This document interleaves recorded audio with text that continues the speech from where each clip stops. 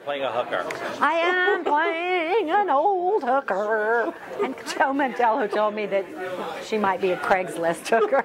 So I kind of think of the character Miss Ruby in our play as being like how Candy Bar was back in the 70s. No matter how bleak your life is, I mean, I think that people try to make the best of it as much as possible.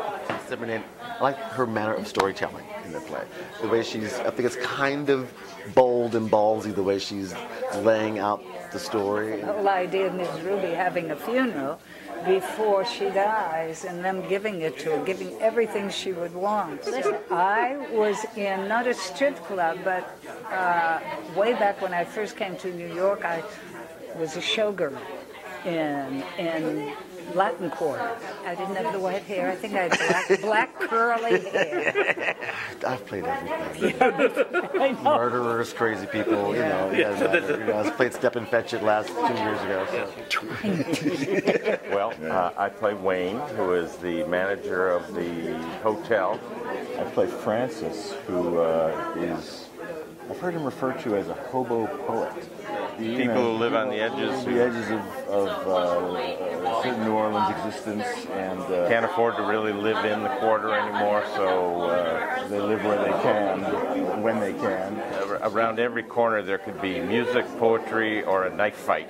Yeah. Or a drug deal. Joe created an atmosphere when we were first rehearsing, and he's doing it again here, of trust. I play Zoe in the play.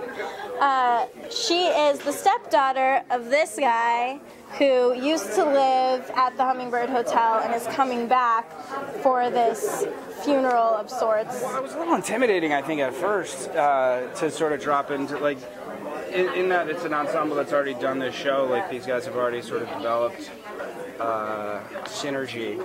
It's a dream come true. It's really surreal.